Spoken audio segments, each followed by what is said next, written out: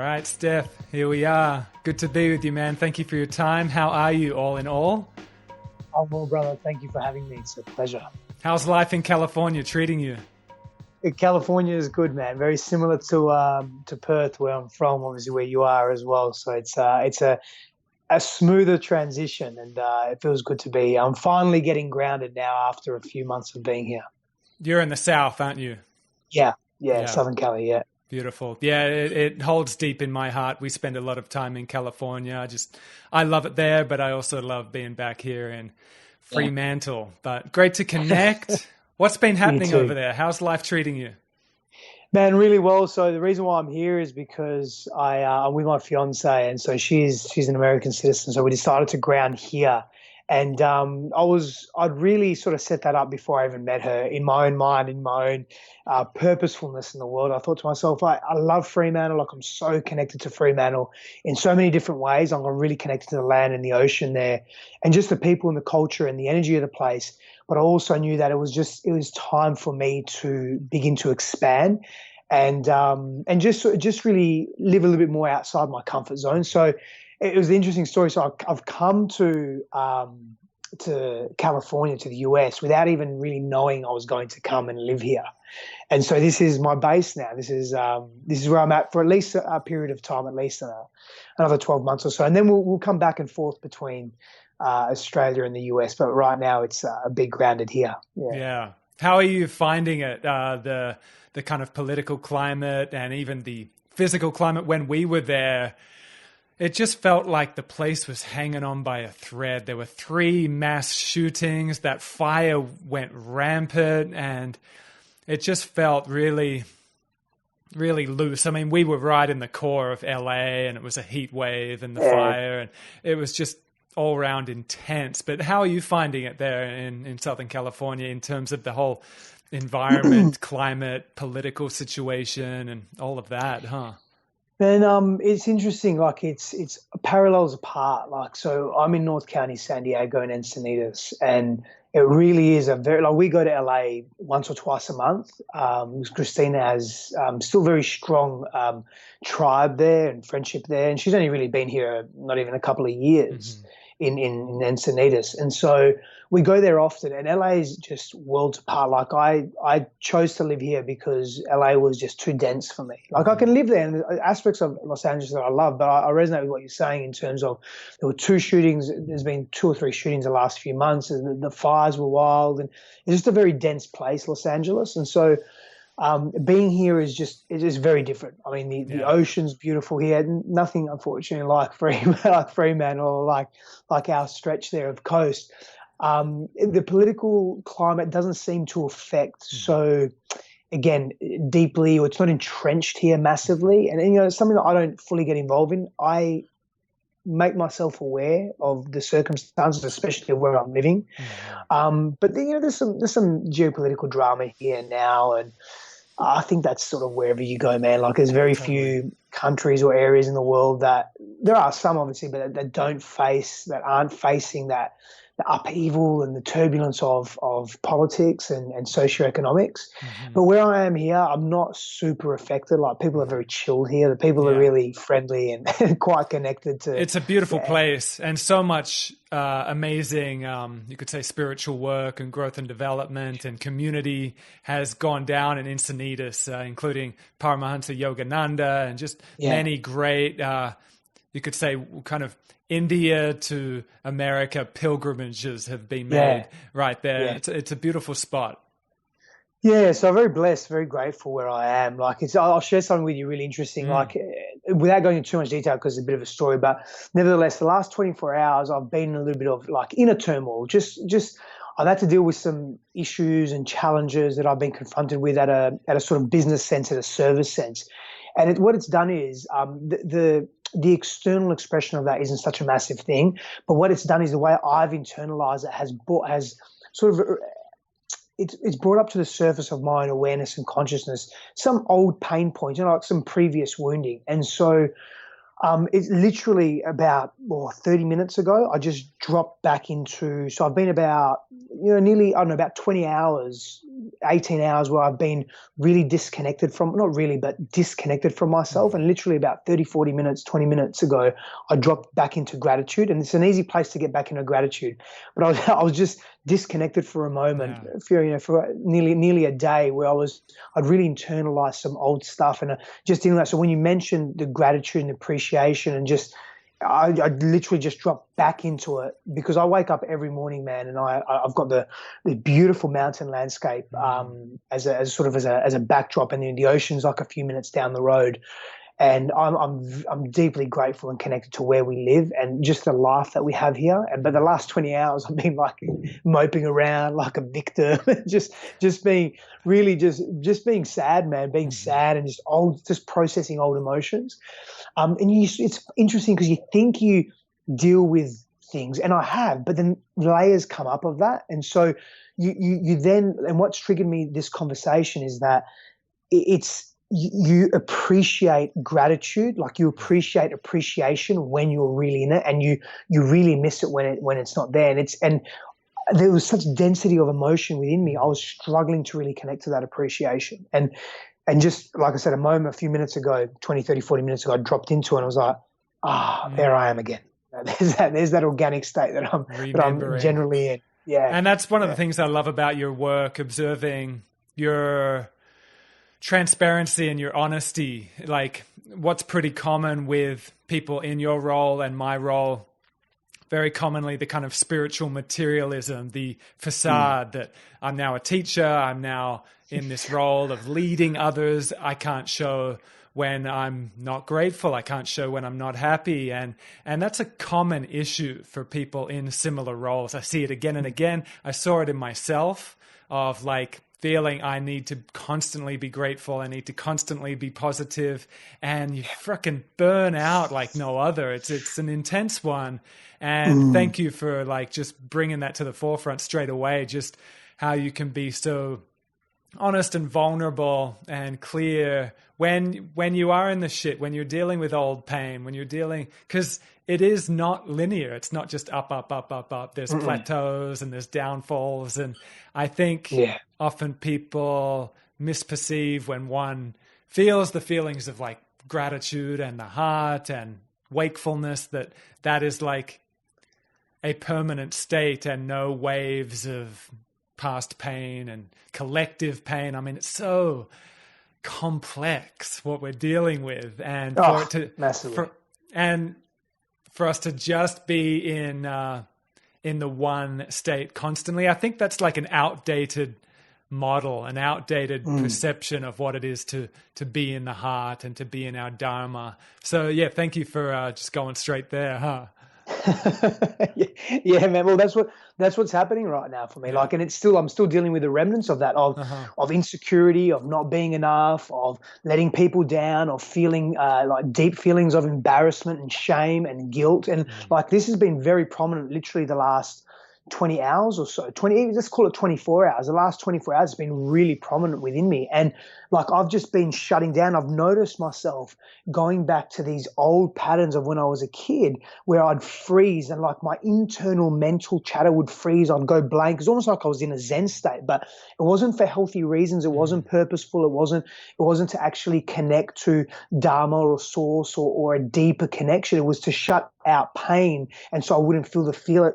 So I'm literally disembodying myself, and lucky I'm very blessed to have amazing support by my fiance Christine, where she doesn't judge, she holds, she continues to express love, and it pains her to see me that way.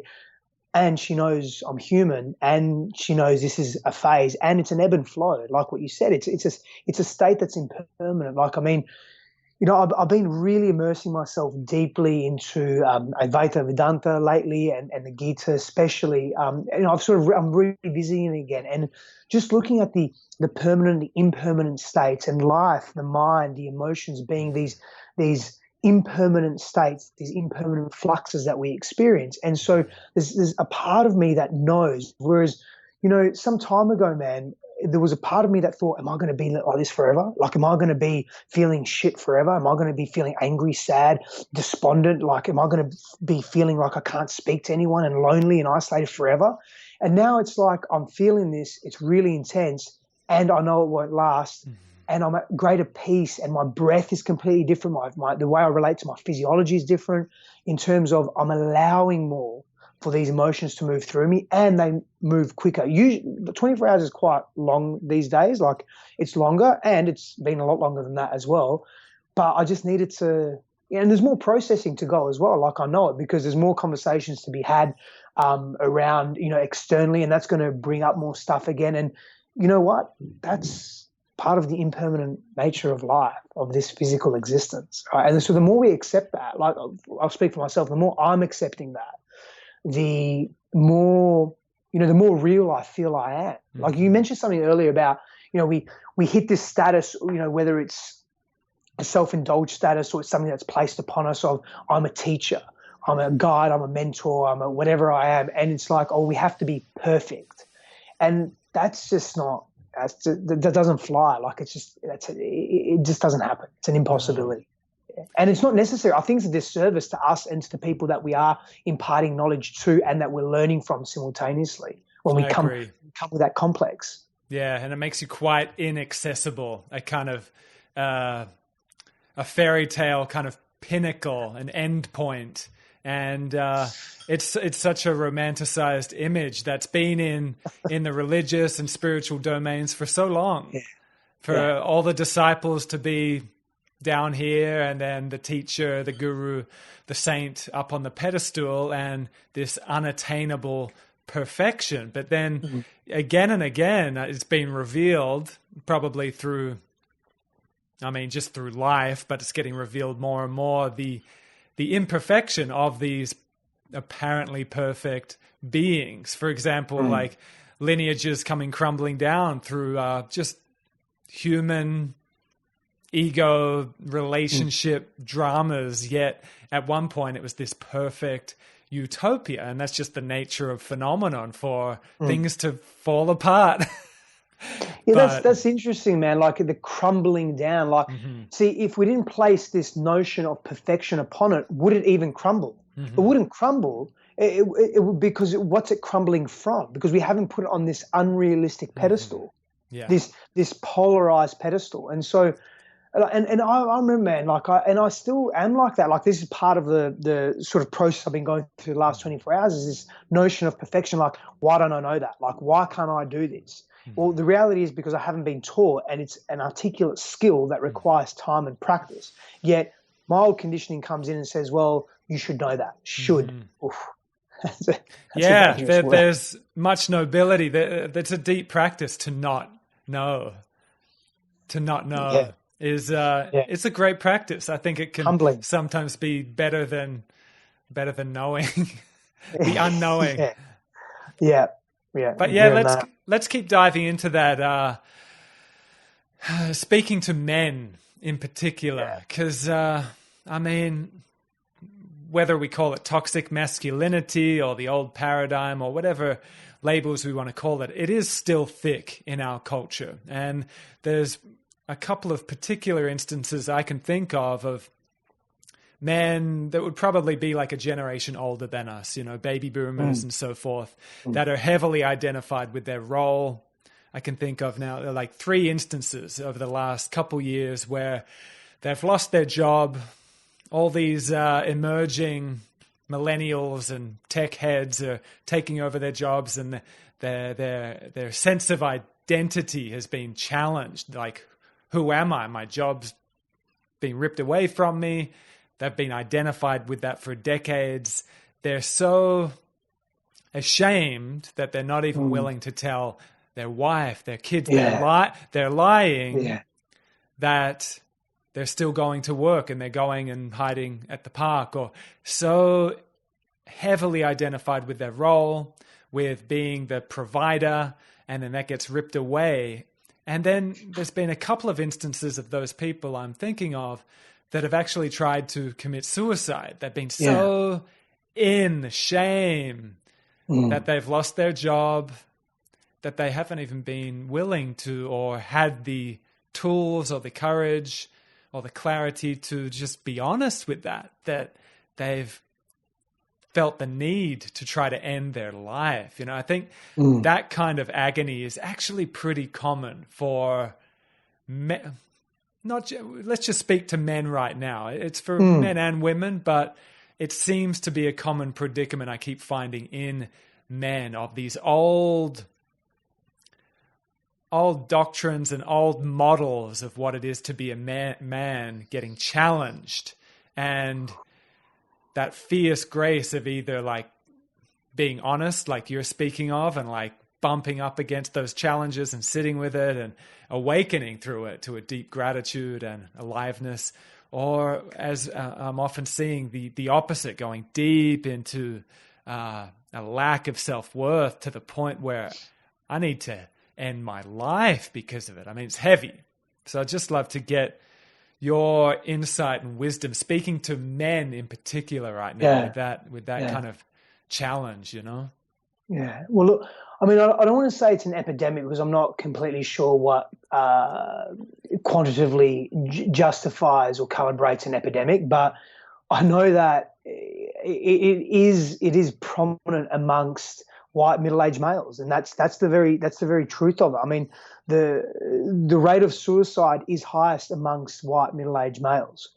White males account, last I checked, 75 to 85% of all suicides, and that's, I mean, in the Western world. So we're looking at stats across America and US and Oz, and so there's something to be said about that, and there's something to be said around most demographics, of course. And so speaking to this suicide, this outlet or this lack of outlet that men have, or they think they have.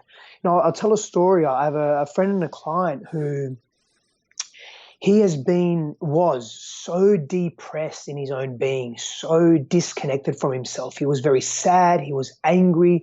He was feeling lonely. He's been in his job for like 15 to 18 years, something like that. It just is quite some time for most of his adult life. So he'd be 40 years old. He'd be 40 years old, at 39, 40 years old. And so he's been in the same job, same company for 17, 18 years. And he dislikes what he does. He doesn't identify with it. He doesn't feel on purpose. His wife is flourishing in her business. In her expression. She's got her own business. He feels he's getting left behind emotionally, spiritually, physically, just everything. He feels he has no purpose. This is going back about 6 months, okay? So we're rewinding 6 months ago. And he's in such a depression, just arguing with his wife because he feels that she doesn't understand him. He's either arguing in extremes, so unhealthy extreme expressions of masculinity, like really being aggressive and arguing, or completely withdrawn and retracted. So working long days, getting home, not paying attention to children and wife, and just completely disconnected from the world in his own pain, just stuck in his own pain because he has no outlet. Because men, they identify largely with what they do, what they have, and their title in the world. So what they do, what they have, their title in the world, and how others perceive them. And so we get attached to these notions of how others perceive us, what we're doing in the world, our doing energy, what our title is in the world, and the possessions, the material possessions we have. Like we gauge our self-worth and our value on the material possessions we have, on the amount of income we're making per se. And it's detrimental to our relationships and detrimental to our health.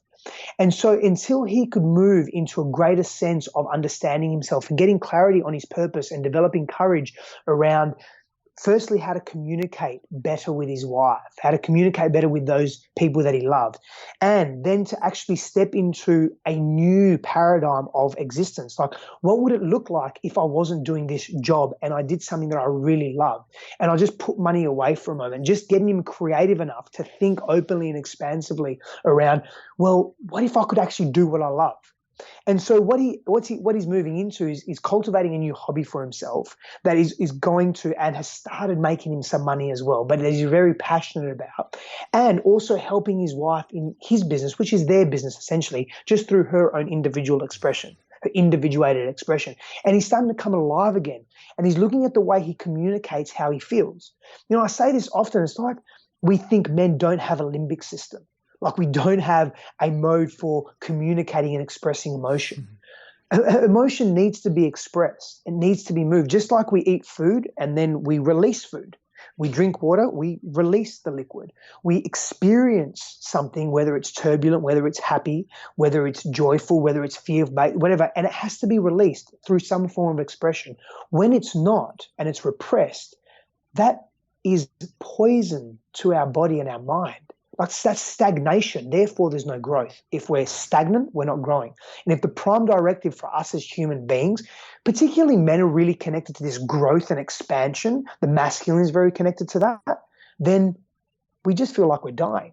And so, what society has conditioned us to be and do is go into these hyper-masculine states or hypo-masculine states where we're either very aggressive, oppressive, we're subjugating, we're violent in our behavior, in our communication, in our physical outlet, or we're really meek and passive and weak and we hide away from the world and we give our power away and we disempower ourselves. And either way, these are unhealthy ends of the spectrum. Mm-hmm. And so most men move in these two ways. There's not that healthy balance of masculine expression with some feminine expression integrated into that. And we're not really grounded and connected in ourselves. And what does that mean? We're just not confident. Like we don't have the confidence to speak our truth in an inclusive way, in a compassionate way, in a way that actually includes the other person and isn't directed to them, but is rather with them. So it's not a conversation barking at them, but it's a collaborative discussion. Because society and individuals and our families haven't really brought us up that way, largely speaking. I'm generalizing, of course, but this general essence permeates society. And so when we come back to suicide, we vest so much of our self-worth and our value on what we do, what we have, our titles, and how others see us. And if any of those fall below this perceived mark of acceptance, we just lose our shit. Like we just can't function. And because we're told, keep your emotions in one way or another, systemically, unconsciously, covertly, we're told not to discuss our emotions because that makes us look weak. And if we're weak, then we're vulnerable. And then we face death, or we face pain, or we face being impacted negatively. And so we keep all this to ourselves and we have nowhere to go, or we have no outlet for expression. So we internalize it and it festers. And instead of it ferments, like it just turns into poison, literally. And our bodies become riddled with poison, emotional poison. And we then logically, because men, the masculine is quite analytical and logical, says to itself, and I've been there, brother. Like I've been there. Well, I've said to myself, I've sat down and thought, maybe suicide's an option. Let's look at it. And I've looked at it like from an analytical perspective, literally at that level of calmness. Like it wasn't, and I've looked at suicide like when I've been a blubbering mess as well. Like, and I've thought about it in these different ways. And men will go down the analytical path, and it's very easy for us as human beings to justify something if we really want to. Very, very easy. And that becomes an easy outlet for so many people because it's easy to end that physical pain. And most people aren't entrenched or deeply studious, or they don't embody this deeper spiritual practice of what it means to behave in a particular way in this lifetime, and the effects that has on those that we love, and maybe if you have a belief system around a cyclical life extension and so forth. And we don't have an outlet as men. And so something I'm deeply inspired by is creating that outlet for men, is creating support for men. Yeah, and creating healthy men. Yeah, it's good because some of the other outlets that were available, say 10 years ago and beyond, were more transcendental outlets, which are great. I'm all for meditation. I'm all for yoga. Of course, that's mainly what I do. But a common trap of these Eastern mystical transcendental practices is very commonly people get in touch with the I amness and the vertical ascension into freedom, like a true masculine freedom of Shiva awareness, of just pure awareness, which is beautiful. We want to get in touch with that. But often if it's not done in an expressive way and an integrative way, then the shit, the poison, the built up frustration, the whatever often doesn't get dealt with. Super, super common to transcend, but then to not not include. So that's what I really love about what you're doing as well, because it's about that expression, and we really need to. And it seems often when people get in touch with the meditative realms, that is a missing link. And we've seen it in churches left, right, and center. We've seen it in spiritual practices, especially in regards to sexuality. And often people, the poison of old toxic sexual patterns getting suppressed, repressed, and then favoring more the transcendental realms, and then that sexuality leaks out in such toxic ways, such aggressive ways, and that's become more and more evident. Probably because of the internet, because of social media, everything is seen in the multitude so quickly. So that value of being able to express, like open-eyed meditation, not just closed-eyed meditation, but then in relationship, in conversation, super important. So good on you for bringing that to the forefront, because the spiritual bypass, man, it can be can lead to such destruction. Which brings me to another common predicament that, again, men seem to be facing. I've become very close with a lot of my wife Joe's friends that are in the range between like 30 to 45, that kind of range. And it's been a reoccurring situation where, they're empowered, strong, wise, on fire women. And again, these quote unquote awake men that they've been like, wow, like this is my man. And they're ready to get married. They're ready to have kids. And then the man freaks out. The man freaks out and just leaves, like out of nowhere, out of apparently nowhere. And so I've observed it from their vantage point of the women, of like, what the fuck? Like, we're just about to get married and have kids, and they've gone. I've seen it from their vantage point, and I'm friends with a lot of men that have been in a similar situation where they've freaked, like, fuck, this woman is she's too much energy, man. She's too honest. She's too fiery, too awake, to put it frankly. And I'd love you to speak to that. I think that's a big part of your work as well, being a relational alchemist and bringing that to the forefront. So I want to dive into that. Oh man, it's one of my favorite topics. So it's, essentially how do men be with empowered, aware, connected women? And in my life, I've lived a life where I haven't really been present to that, and I haven't been able to do that. And so if I just cut out the externalities, I cut out the rest of the world for a moment, I forget about the people in the world, and just focus on myself just for a moment, and not in a hyper selfish way, in a way to let me assume ownership, responsibility, and personal power for my actions and my habits and my behaviors and who I am, which is a key tenet, a key principle for me as a man, as a healthy man. To be a healthy man, we have to have the capacity to do that. And so when I look at that within my own life, in the own context of my life, I've lacked clarity.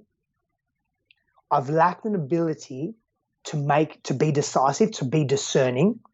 I've been very scattered, and I haven't released my fears. So I haven't had clarity, haven't been able to make clear, like, decisions, be discerning, and I haven't been able to release. And as a byproduct of that, I've been scattered, and I haven't been able to release my fears. And so when I've consistently come from my fears, I've rejected any form of pure love. And I've really rejected quality love as well, and quality care and adoration.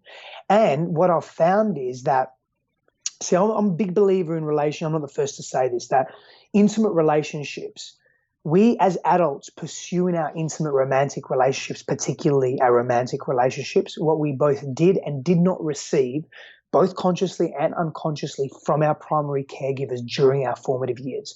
And those patterns play out in our adulthood. And so more often than not, the people that we meet are perfect partners. They're great mirrors for us to do inner work to equilibrate and release those pains that we've been holding on to. And so what I've found in my own life is that I haven't been able to do that. until I haven't been able to be present to that and actually work through my shit until I've worked with someone else, until I've worked through my shit myself, until I've really looked at my behaviors and my patterns and my pain points and my fears. Like I had tremendous fears around freedom and commitment, just two examples, tremendous fears around that as a man, which so many men do. And, the landscape is changing now massively. Like women are really stepping into more empowered roles in society, so at the forefront of society. It's not it's not behind the curtain anymore, and men are struggling to be with that. It's like we don't know how to be with that. Generally speaking, we don't know how to be like that because we aren't healthily empowered ourselves, and so we see that as a threat. We see a woman stepping into her power and into her clarity as a threat. The reality is she's mirroring what a healthy masculine needs to be. And because there's been such unhealthy expressions of masculinity in the world, two things are happening. Either women are rising and stepping into unhealthy masculinity, like extreme expressions of power mongering and being hungry for power, as an example, or they're stepping into real healthy masculinity and getting very clear with what they want and who they are.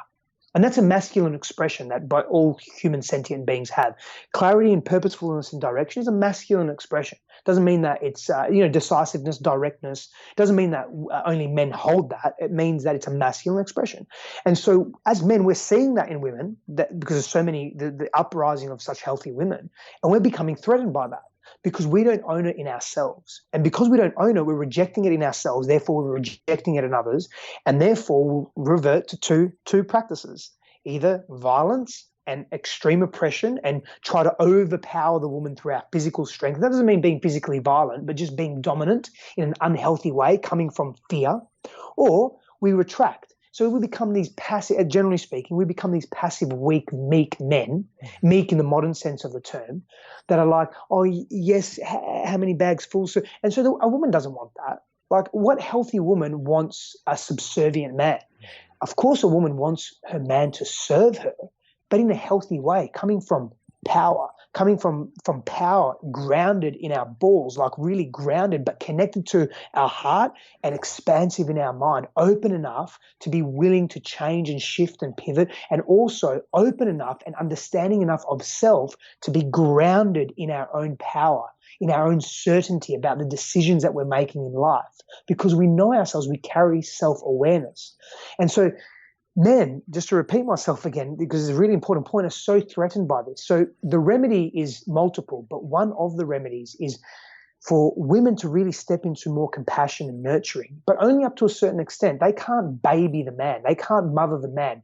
No man wants to marry his mother, and men do want the mother energy of nurturing, but from their beloved, not from a place of unhealthy mother-son dynamic in a romantic, intimate relationship. It doesn't.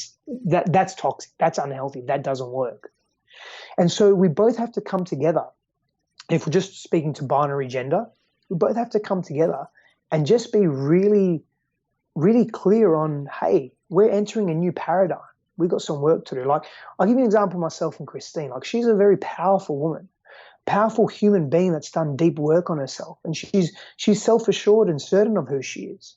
And so, like, if she's clear on something and I meet her with aberrance, or I meet her with stubbornness and arrogance, which I have in the past, that doesn't go well. Like, all that does for us is cause distance, because she digs her heels in and she becomes more either upset or distant from me, depending on where she's at in her mental state in that moment. She may dig her heels in and become hypermasculine to meet my hypermasculinity, and then we're just going back and forth, and it's like two men or two masculine people that's what it is, two masculine human beings fighting. Or she really, really retracts, and then I start feeling guilt and shame, and then we just repeat the cycle, and it's an unhealthy cycle. And so when Christine is expressing or being herself, or maybe, because she's been alone for a long time, for many, many years, in terms of she hasn't had a partner. And so she's had to really step into a lot of masculine energy in her life, yet she has this beautiful feminine expression. And so out of conditioning, if she's stepping into her masculine, I hold that space. And she immediately, because she's very astute, she drops back into her feminine and allows herself to receive, being a receiving energy. and being a guiding energy. That doesn't mean that she's, again, subservient. This is an unhealthy expression. I'm not speaking to that. I'm speaking to a balanced dynamic of how we interact with each other and complementing each other's expressions. And that's practice, man.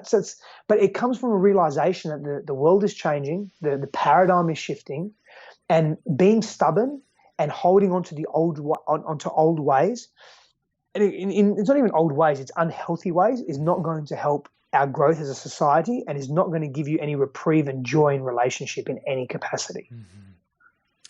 Yeah, beautifully put.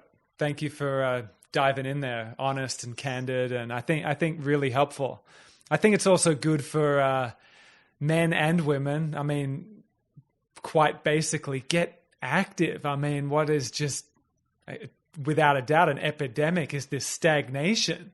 Like, I can't even quite relate to it, because since leaving high school, I've just been very active, very out in the world, and very active, and not seated for more than probably a few hours. But when sometimes I do work in like corporate scenarios, like do some classes in corporate buildings and whatnot, and I really try to take my awareness into their vantage point of having their feet stuffed in these tight little shoes, or for some of the women, like high heels, and the tie and the tight shirt, like the metaphors, just even that, those metaphors of everything stuffed in, not to mention the seat and just this stagnation. We got to get energy flowing. So if we're like in that, and we're exhausted and might even be doing a job we love, but just even that, we got to get energy flowing. We got to have a physical practice, a breath practice, get energy flowing. Because if we're not feeling good in the body, we're not going to feel good around another body. So I think that's primary, isn't it? I mean, we can get as esoteric and elaborate in the relational conversation, but just feeling good in the body. Yeah. Getting energy flowing. So important, sure. So important. Like, it's the physical body is so tangible. And so when we start to see like healthy results, and we experience greater balance in our body, where we can breathe better, where we're not waking up sore, where we're not carrying extra weight, like physical weight, when we're eating and we're digesting cleanly, as some concrete examples. Like, when we feel better in the body, we're able to relate better as well. Like, we're able to have deeper and more healthily emotive conversations too, because we're not struggling in the physical vessel. The physical vessel is supporting our expression and our expansion.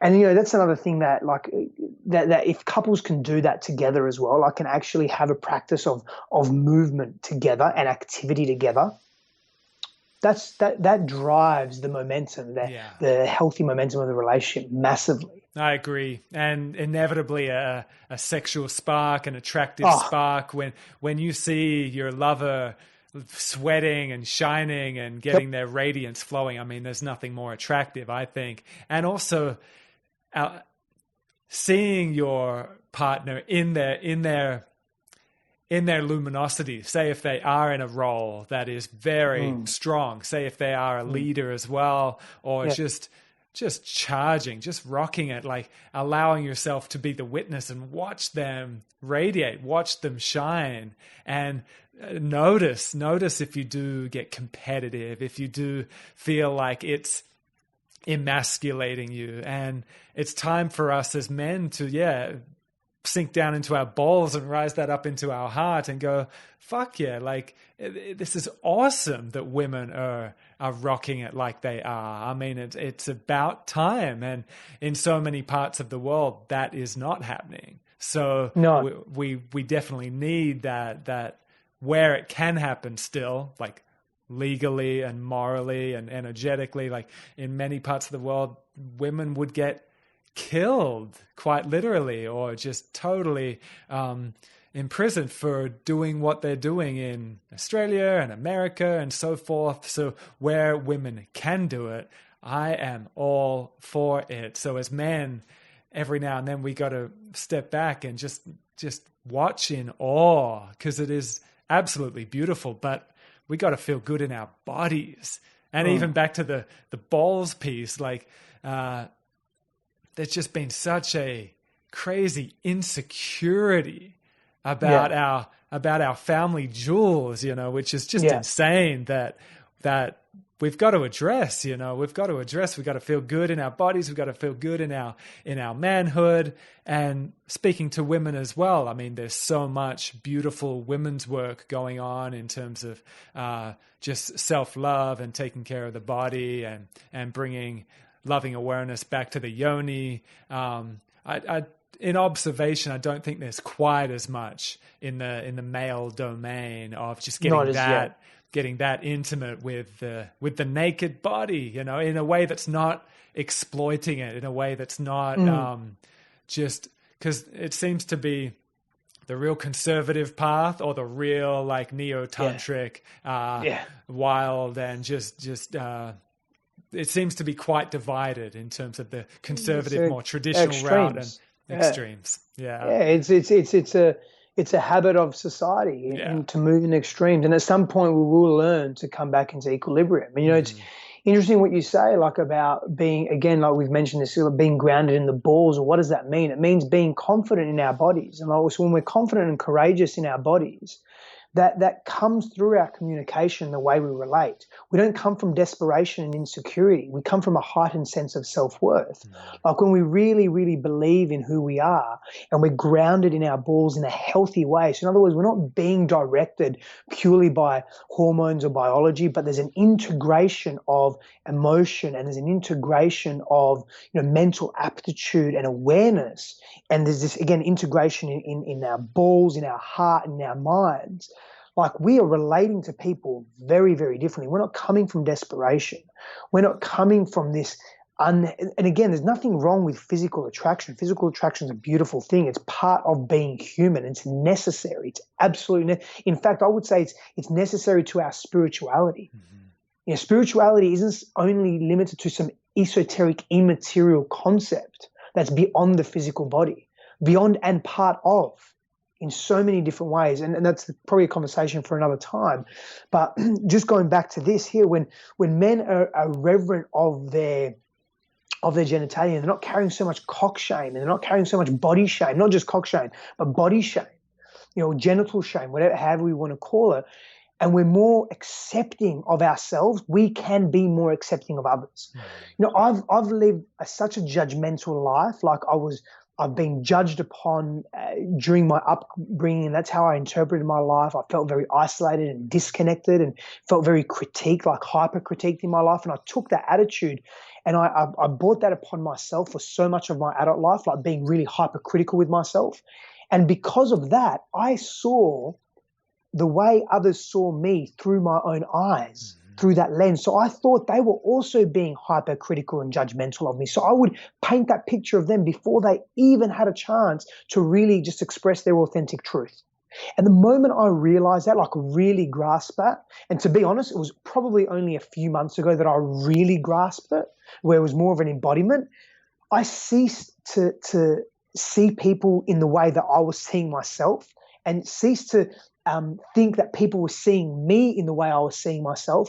And my relationships flourished. The bonds deepened, the intimacy deepened. There was more communication. There was less stress. Like I felt less anxiety in relationship. I felt more open and connected to people because I stopped judging myself less. I stopped having so much shame about who I was and how I presented to the world, whether it was how I spoke, whether it was what I wore, whether it was how I looked, whether it was about a body part, whatever it was. And really the journey of going away from that, moving away from that into a more whole understanding of self. So you're speaking about that physical embodiment.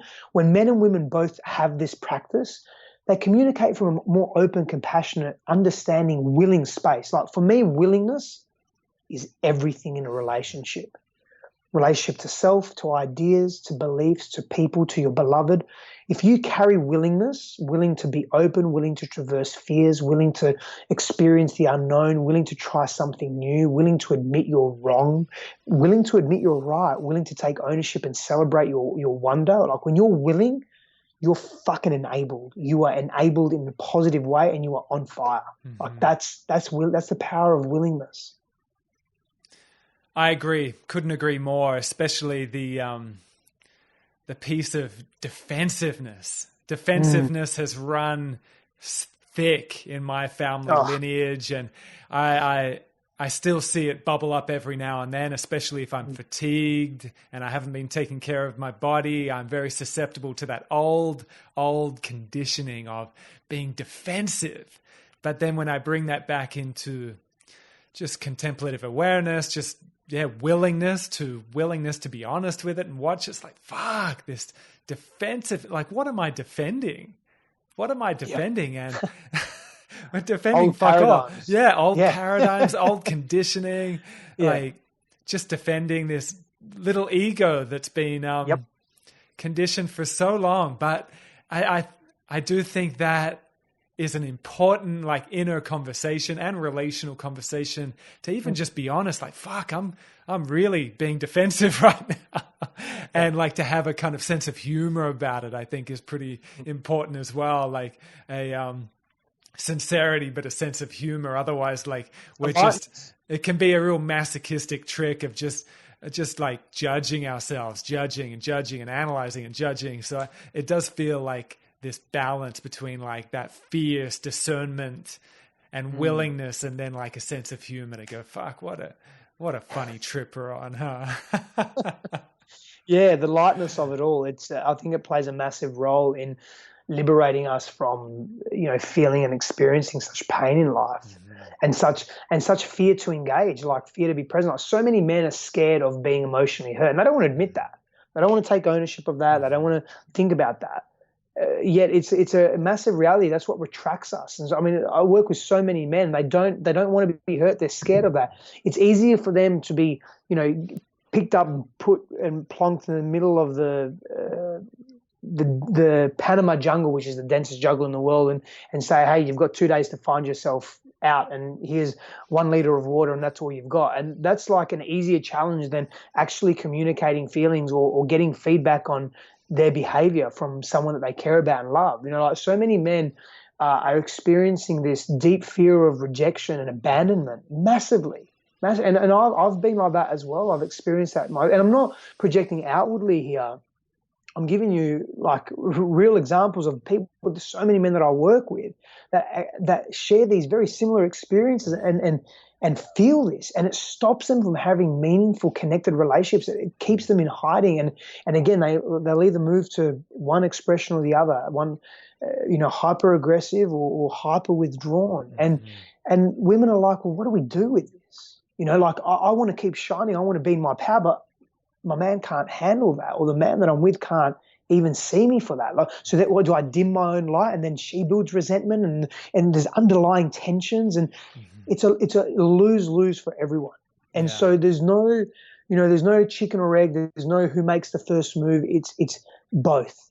Like, both genders, both people in the relationship need to be really willing simultaneously. And that's really the next paradigm of our growth, is that men are still leading. Absolutely. The masculine is still leading, and men have to take responsibility for that.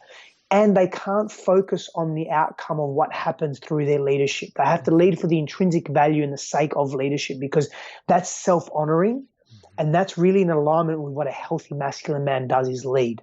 And what happens, how the world responds to that is just fucking irrelevant. Doesn't matter, because if we're attached to that, then we're disillusioned, we're hopeless. Totally agree. Quite a few listeners are in same-sex relationships, and they can apply the same thing, even though we're using a lot of terminology of male, female. That is applied in any type of relationship. We've all got male, female energies, masculine, feminine, and they're interplaying whether you're in a same-sex relationship or whatever. That's a dance. However you define yourself. That's a dance we got to work out ourselves. It's an inner dance of continuing the inner work of balancing our own energies and illuminating our own awareness, and then bringing that into relationship. But it's often been said, I've heard it many, many times, and it's being reinforced again and again, that the most advanced form of yoga is the yoga of relationship. So it's not easy. Yeah. It's not. That's the deepest form of spirituality, is relationships. Yeah. So even though it is complicated and it can be challenging and there's a lot happening in the yoga of relationship, it's so worth it. Like to bump up against where we get triggered, where we get defensive, where we get aggressive. It's what we got to do for a more unified consciousness collectively. We got to do it individually. We got to do it in our own relationships. Yeah, so many of us have heard that terminology, what we resist persists. What we ignore, what we suppress, it haunts us.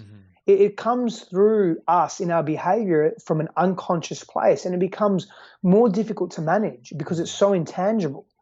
And so when we just are willing to take ownership for looking at, and it's painful, like it's not easy to do, like doing it on your own may be really challenging. I urge people to ensure they have support around them when they're looking at their stuff, when they're exploring their own mind and their own past and their traumas. And not everyone has trauma, but most of us do. Most of us have a painful history. Again, not everyone, but most of us have experienced life in such a way that we now have behaviors and habits as an adult that don't really serve our relationships fully. They only serve us to the extent that we can learn from them. But if we continue the behavior unconsciously, it doesn't serve us. It just causes us angst and pain. And so when we actually decide that we're willing to do that, is creating support for ourselves, being kind to ourselves, eliciting or instigating a conversation of self-compassion, positive self-talk, not massively negative self-talk. Surrounding ourselves with either professionals or a beautiful spirit, we call it a spiritual practice or a physical practice or emotional practice that grounds us every day, that keeps us connected to the reasons why we're exploring ourselves, and it can be painful sometimes.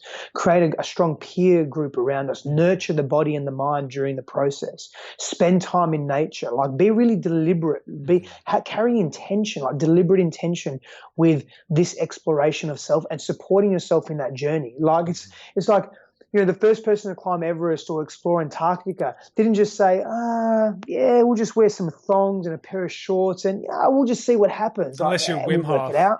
Unless you're Wim Hof, that is different. But see, here's the thing. He was deliberate. He said, I'm going to wear shorts. I'm going to wear shoes. Yes. I know why. I know how. I'm going to be deliberate. Totally. He was deliberate. And he prepared for it. He prepared mentally for it. He prepared physically for it through his own processes. And so my point is, like, we need to be more deliberate, and that's a beautiful masculine trait. So for men out there, or for the people that are human beings, sentient beings that are embodying masculine energy, irrespective of what relationship you're in, whether it's heterosexual, homosexual, something else, irrespective of how you identify yourself with, whether it's binary gender, male, female, or something outside of that scope, yet within our scope of self-identity, if you're carrying a masculine energy, then be directed and be deliberate in that intention of how you discover yourself and how you then bring that to relationship. And that's a journey that I'm continually experiencing. I'm very blessed that I have the support and the nurturing of a partner that allows me to flux in and out if I need to, yet knows that, and I've demonstrated this, and there's times where I haven't demonstrated sturdiness and stability. I've been erratic. It was a few months ago, I went through a very deep process of somatic healing, which I deliberately engaged to take my own consciousness to the next level, my own expression in the world to the next level, and it brought me down. I felt like my mind was being lost, like I was fracturing my mind. I haven't really started speaking openly about this yet because I'm still processing a lot of it in a very healthy way, but I feel so liberated now. And so I'm just starting to really put it all together. And so, but there was a time where I was in destitute, like I was literally felt like I was losing my mind, and that was only a few months ago. And we just met, not just met, but, we hadn't been together that long. And it, relatively speaking, and it was, I just moved here, I moved country. There was so much going on. She was compassionate and nurturing. And so that inspired me because I was deliberate in what I wanted to be and what I wanted to do. It inspires me and inspired me to be like what I call sovereign in my being. And that means being individuated in my being, like being really complete and confident in who I am and stable. So being unwavering, not being erratic in my behavior, being consistent in the way I show up, in how I respond to difficulty, in how I respond to challenge, in how I respond to joy. That consistency in expression and in response, that's a very safe trait for men. And so being deliberate in that and knowing what we want while we explore ourselves and knowing what could happen and how we hold ourselves is very, very powerful for our own growth and for the growth of all of our relationships, whatever classification they are. Totally. Losing your mind. I think, thank you for sharing that. And fracturing of the mind. Fracturing. Yeah. Yeah. And I massive. mean, that's massive. Good on you for diving in deep once again. I mean, I think we're all craving moments of getting out of our mind, losing our mind, resetting the mind and so forth. I think that's why there's such a big drug and alcohol epidemic. There attempts to temporarily transcend the mind and get out of our mind and lose the mind, so to speak. But yeah, to do it in a way that, you come back to your autonomy, back to your body is so healthy. But to intentionally, deliberately dive into an arena where, I'm going to lose myself. I'm probably going to break my mind. I'm going to lose my mind. And to do that with a greater intention, with a deliberate intention to become a better person, to become more healthy, to become more balanced. I mean, it's a beautiful thing. And I think what's pretty common with this broad array of practices available to us now in the West, we could, go to a tantra workshop today, and then an ayahuasca ceremony tomorrow, and then a men's workshop the next day, and then a kundalini thing the next. I think what is very common, I think the metaphor is like we're looking for water and we're digging one hole over here, but then we can't find the water, and then we dig another hole over there, and we've dug like hundreds of holes, yet if we just dig like one hole deep enough, we'll find that abundance of water. So it's often referred to also as like the smorgasbord model of just like a little bit from here and a little bit from there, which is good. But I think if it hasn't been taken so fucking deep enough, where your mind has been splattered open and you don't even know what is what, we haven't quite dug deep enough into that well. And I think that's part of really taking these technologies, these practices, these tools really deep. There's pretty much always going to be times of dark night of the soul, of mind fracturing, of just losing our shit, which is tricky, which is fucking tricky when we've got responsibilities, when we've got a job to maintain, when we've got bills to pay, not to mention kids to look after. Men take that on themselves massively, sure. Like that's part of the problem with male suicide as well. Yeah. Is like we take so much of that on and we internalize it. Exactly what you're saying, without reprieve, without outlet. And we're wronged by it. We wrong ourselves, or we perceive that society will wrong us or think that we're weak for just having a moment of emotional softness or just saying, you know what, fuck, I don't know what to do right now. I'm going to know, but right now I just don't. And men are very, particularly, we live in a society where we're not, it doesn't promote being wrong or not knowing. Like, and if you are wrong or you don't know, you're less than. Men really take that on. Yeah, and undoubtedly it would be in our circuitry from just survival. Yeah. Just from survival. Of course. Yeah, absolutely. Yeah, because, I mean, you go back hundreds of thousands of years. If you made a mistake, it costs you your life and probably the life of the tribe. And so, we can assume that if you were to continue to do that, you'd be ostracized from the group. And, being ostracized from the group back then meant death. You're pretty guaranteed the elements were wild. Like it's not safe as we are now. The landscape, the ecological landscape was very different. And our sense of consciousness and awareness, as far as we know, was very different. Our brain development, different. And so it was literally means death. And so we've taken that on in our society today. And it's something that we have to look at a little bit deeper, I think, and with greater awareness and just say we're not actually at that physical threat anymore. We can begin to behave differently and change the way we relate and even think about our own humanity. Yeah. And to have that opportunity to intentionally give yourself that space to go as deep as you did, that somatic healing is so healthy for anyone's life, to create that boundary, that container to go, all right, I'm going deep. It could be all just beautiful, or it could be fucking just crazy, and I won't even know what is what coming out the other side. And to take that leap, that risk into the unknown, really. I think that's what we got to do again and again, to like really be at the cutting edge of our full potential, and to keep growing is to be in the unknown in a lot of ways. To be with a mystery, like, and to be, to be on the cliff and look below, and the ocean is so deep and so dark, and are there jagged rocks there? If I jump, I'm so high, am I going to survive? Like, what's the water going to be like? Is it going to be freezing cold? Is it going to be boiling hot? Like, just to jump and leap into the unknown, it's not an easy thing to do, and it can be so rewarding. So rewarding. And when I went through that somatic experience, I had support. I was deliberate in creating support. Ideal conditions would have meant I was more in a familiar surrounding, like back in Fremantle with my peer groups that I've been with for so many years. It didn't account that way, but I had the love and the support and the adoration of an amazing, amazing partner, and also teachers around me and guides as well. And of course, with technology, the advent of technology, I was a phone call away from people if I needed them in that sense as well.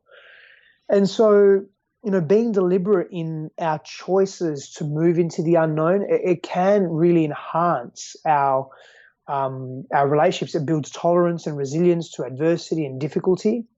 And what it does in addition to that is it allows, if from a masculine perspective, a male perspective, if men are choosing to really explore their own troubles and shit and darkness and shadow self and fears and all of that, we come out of that more connected human beings. We're able to relate to other human beings with far greater efficacy and openness. And so there's less stress and tension in the relationship. There's less darkness in the relationship. Not that darkness is a bad thing, but there's less unhealthy darkness in the relationship. And instead of just fighting aimlessly and creating tension in the dynamic aimlessly, and not being able to deal with the feminine moving in this healthy expression of power, and rejecting that because of fear, you're able to hold that and not be threatened by it, but be inspired by it. And that's the new paradigm we're moving into. We can replace these, male, female, and just use feminine, masculine energy. And it's a balance of polarity and opposites. Opposites attract, and similarities attract as well. And so this is where we grow, when we have a combination of both.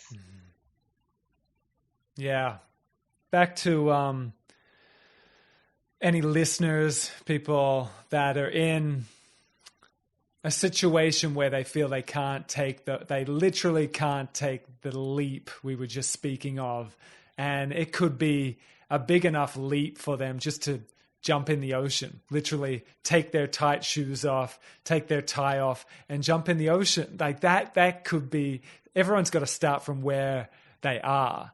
And I think people have become sleepy in their nervous system collectively, generally, sluggish in their nervous system. Yeah, from air conditioners to heaters to in the car, everything's kind of how we can make our own little comfort bubble between too much comfort. Yeah, and our own social media algorithms are feeding our own hypocrisies, and like we can just create our own little ideal bubble of comfort. And generally, I think the nervous system in people has become sluggish, and it's so scary. It can become scary even to take a different route to work. Like, fuck, different route to work. Like, what the, like, too unfamiliar. And I think for people like us, where we're so used to traveling and so used to like all this dynamism, for a lot of people that are just taking like 2 weeks of vacation a year, and they've got that routine every day of the shoes on, the tie on, the air conditioner, the heater.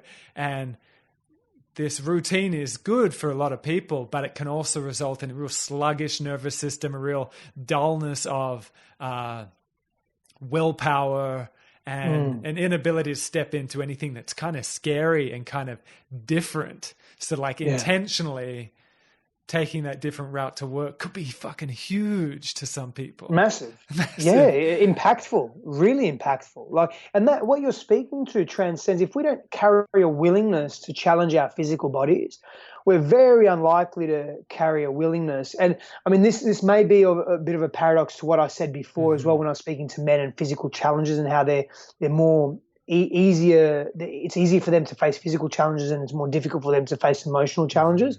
But in terms of a general linear progression of growth and evolution, if we struggle to just be comfortable with the unknown in our everyday lives, like we're not going to traverse unknown paradigms in relationship. Like that definitely won't happen because there's greater fear involved of what they're going to think of me because we attach so much of our ego self and our self-identity and our self-worth to what others think of us. So it's like, is he or she going to think of me in this way? Are they going to think ill of me? Are they going to reject me? Are they going to abandon me if I speak my truth? And I've never really done that before, but that's the unknown. But I won't go there. I'll just refrain and just be in the comfort zone. And no one ever grew in being comfortable. We grow on the cusp of comfort and discomfort. And we don't have to immerse ourselves in absolute extremes.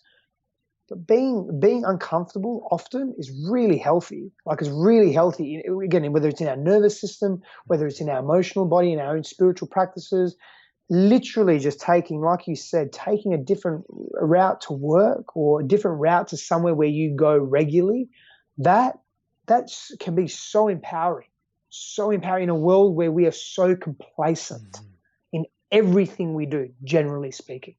So yeah, starting with stuff like that. And then we do need to challenge ourselves. I mean, we've had it in every culture, a kind of a rite of passage. Rite of passage, well, whether it be walkabout or sweat lodges or whatever. Most tribes, most cultures do have that, which we've tended to lose in our westernized culture, and teenagers are lost, and that kind of gap from like teenagehood to 27 to even 32, that kind of Saturn return period can be so foggy and confusing.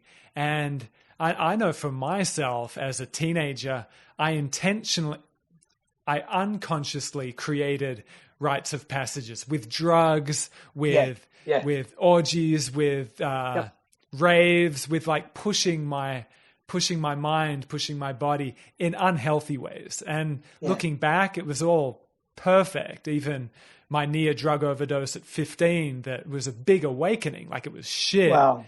It was shit. And it took so long to recover from. But that was some of the darkest times of my life, just being in my body that was nearly killed from this shitty cocktail of drugs and just like sitting in it, dark night of the soul that went on for months. It felt in a way like an unconscious attempt to create a rite of passage. And it did. It did. From there, I got inspired. I got healthy and fit. I started to take life much more sincerely. And that was one of the starts of it all. But unfortunately, I think if we don't have good role models in our life and these intentionalized rites of passages, we unconsciously create it like that. Like some of my friends did die, some ended up in jail. It was a messy scene, you know, and I'm really glad I came out the other side very inspired. It's an interesting time in our culture where we're yearning for that type of initiation, rite of passage. But if it's not there, we're probably going to create it in weird ways. We are. You know, like our current rite of passages in life is like, you know, you complete high school or you complete a college or, you know, you get your driver's license or, you know, you reach the legal drinking age. Like these are rites of passage, you know. Like, I mean, some of them are okay and some of them just are, but they're not deep and sincere. They're not life transformative. They're not affecting us in an impactful, healthy, positive way in any capacity. And so we have to deliberately, intentionally create these rites of passage for ourselves, especially as men. Like, you know, there are so many cultures around the world currently, but more in the past, that have deliberately engaged in very specific rites of passage, some brutal, like some like that would not really have a place in today's society, and I can't see why they would. They're super extreme in terms of the physical torture that would take place for men. And so I don't agree with those. But I definitely agree with placing the physical body through duress and stress. Fuck yes, 100%. And whether that be through an ascetic practice of having to be out in nature and deal with nature and connect to nature without food, without support, and being in that journey, that journey of self, that hero's journey of self, and moving through that. There's great value in that. And so men don't have access to that in modernity. So if we could recreate that, and so many organizations are, the Mankind Project is one of them, in some capacity they're recreating that, we are going to begin to connect to ourselves more. We're going to know ourselves, trust ourselves more. Like, so many men are mistrusting of themselves and the world. And that has a knock-on effect to how they behave in the world and how they live their lives and how they treat others and allow others to treat them as well, and how they perceive others.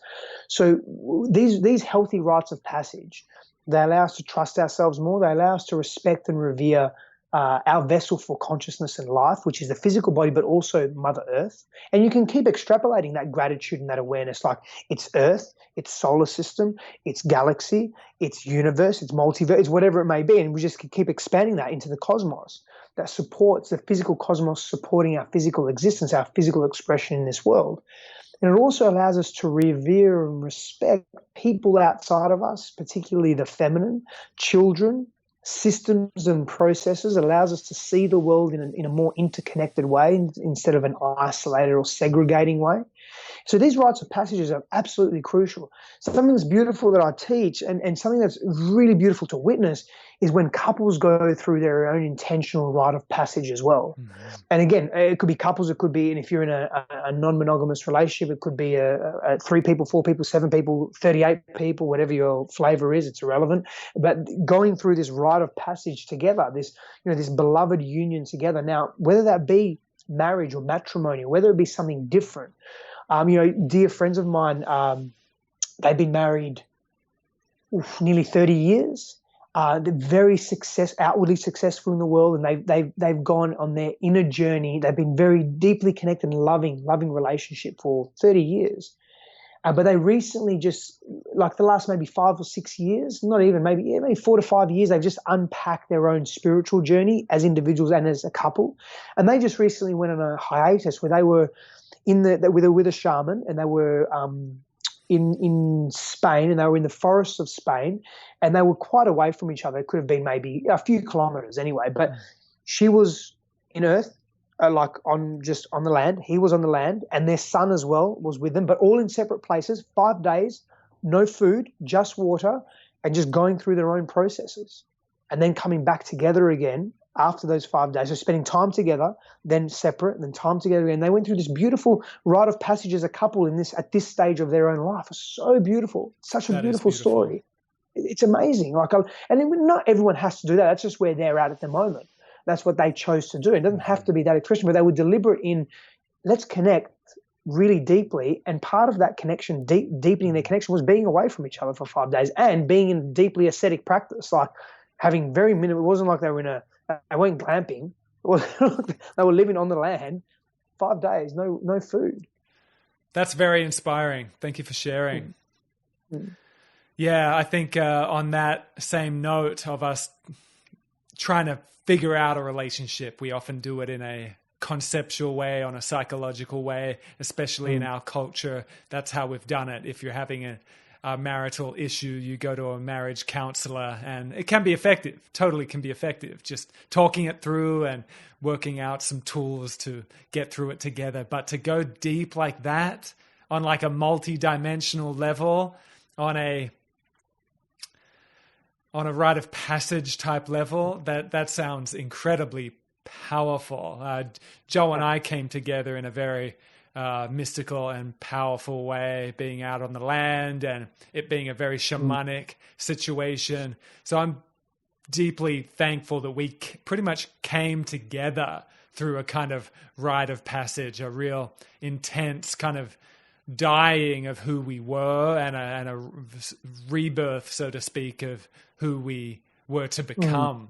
And that's where we literally saw our daughter, and it was just so clear and so potent and so undeniable, our roles together, and that clarity, that peak powerful experience, I don't think could have been created just in a day-to-day type scenario. We intentionally went into ceremony, intentionally went onto the land, intentionally created the container for it.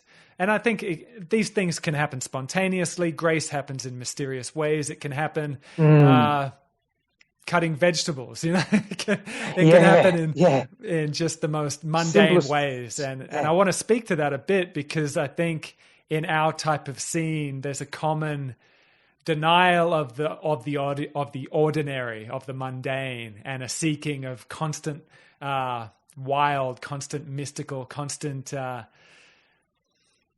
really challenging or really mystical or really out there. Yet it can all happen in the ordinary as well, in just looking into each other's eyes for a long period of time.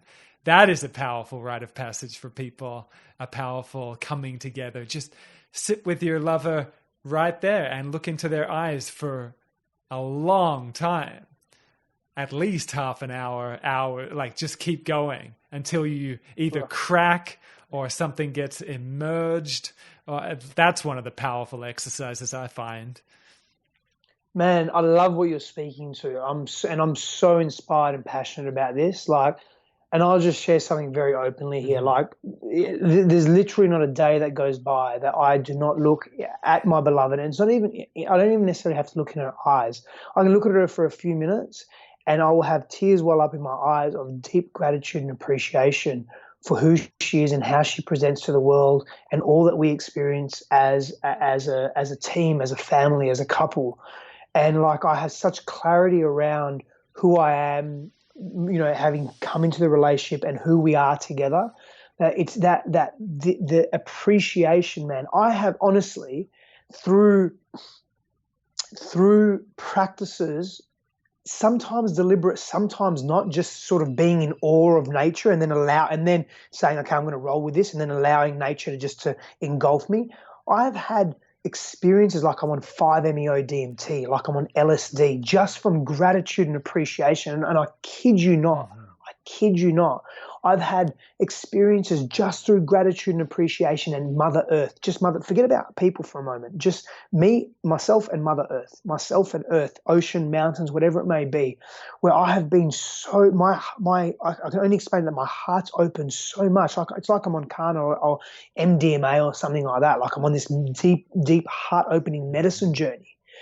And I often do that. I've achieved that through breath work as well. I've embodied that through just deep breath work. Like I feel like I'm on medicine journeys through breath work and through appreciation, just even gratitude and nature, just those two things. And so when I take that and I bring that into my connection and communication with people, like especially my beloved, because there's such deep care there, there's such a deep bond there. It's like, wow, man, like that in and of itself is a rite of passage, And like you said, just staring and gazing and having that transfiguration take place, that eye gazing is so beautiful, and something that it's really simple, yet it can be so difficult for people because they don't want to be seen, or they can't be seen, or they don't want to see someone else either because it's so overwhelming, and they haven't been in that in the space, the radiance of that much love before. Like there are so many, I'll just bring it back to men for a moment, and this is a people thing, it's not a man thing. There are so many men that haven't experienced love, like they haven't experienced what it means to be loved cleanly, without enmeshment, without unhealthy posturing, without there being a leverage or a reason to just intrinsic love. Like so many people haven't experienced that. And so to be able to be in front of someone that's actually giving you love freely, that's giving you care and compassion and presence and sincerity and attention and adoration freely without wanting anything in return, can be very overwhelming for people. And so we go back to what you said around this gratitude. For me, gratitude and nature particularly are access points to elevating consciousness, and for me, elevating our complete humanity. Beyond, and I'm an advocate and I'm a proponent of plant medicine massively, in breath work and different varied esoteric practices that I practice myself regularly, daily, in different expressions. For me, I keep coming back to gratitude, and it's something that blows me away. How open my body feels, my mind, and how I begin to connect to. I can't even explain it, man. In verbiage, I can't. It just wouldn't do justice. It's like literally I'm on 5-MeO DMT. Yeah. Beautiful. I agree. And yeah, I also come back to a gratitude practice, and kind of moving from gross to subtle to causal to nothing, from like being grateful for stuff at first. You know, I'm grateful for the abundance in my life. I'm grateful for the people in my life. And then getting, like you said, for kind of zooming out to a cosmic level from, I'm grateful for everything directly around me. I'm grateful, and then getting bigger and bigger and bigger and bigger with it to, I'm just grateful for no reason at all. Going from ego to relational to world-centric to cosmocentric. And it's powerful. I agree, when we can really drop into it. A practice I like to do with the gratitude piece is Zao Chen practice of like sky gazing. So just like just gazing up at the sky, eyes blasted open, and just doing again and again, just like loud, because goes straight into the pineal gland. It goes straight into the heart. It's just all heart. And if you're feeling like gratitude with that again and again, I mean, that's going to release the DMT big time. Like if gratitude hasn't done it yet, just like do the or eventually like turn it into a laugh. Like we can all laugh, even if it's not like an authentic laugh. If we're just like just putting on a laugh, it's going to get those things flowing. Yeah. And you're in nature, you're breathing in the fresh air, the and I've had epic experiences with that, with the gratitude mixed with the Again, it's a deep practice. We're so chronically distracted in today's world. So distracted. It's a discipline to go, all right, I've been fucking in the rat race for this long. Okay, stop now. Like a smoko break, have a gratitude break. Just stop and like fucking be grateful, man. You've been crazy for the last 2 months. Like stop now. Take a gratitude break. Yeah, I love that gratitude break. Yeah, but so Steph, good. I've taken quite a bit of your time, my man. I think we could just keep going, and I'd love for us to connect again. I really love your work. I love your vibe. I love what you're bringing out into the world. But I want to respect your time. I'm sure you've got other things on, so we'll keep it going another time. But listeners, I'll leave links below to Steph's work. Keep an eye out to the beautiful work he is doing. Give him lots of love on his social media platforms and all that. And is there anything else you want to mention for our listeners or anything like that? Thank you for the opportunity, brother, to just jam with you and connect and just speak openly to some really deep topics. I'm very grateful for that, of course. And if anyone does want to reach out to me, they just can on any of my my social media handles, Stefanos Sifandos, or my website, stefanosifandos.com. Simple. That's all. Beautiful. Much love. Love your work. Thank you, all brother. All the best, Steph. Until Same next to time. you. Take care.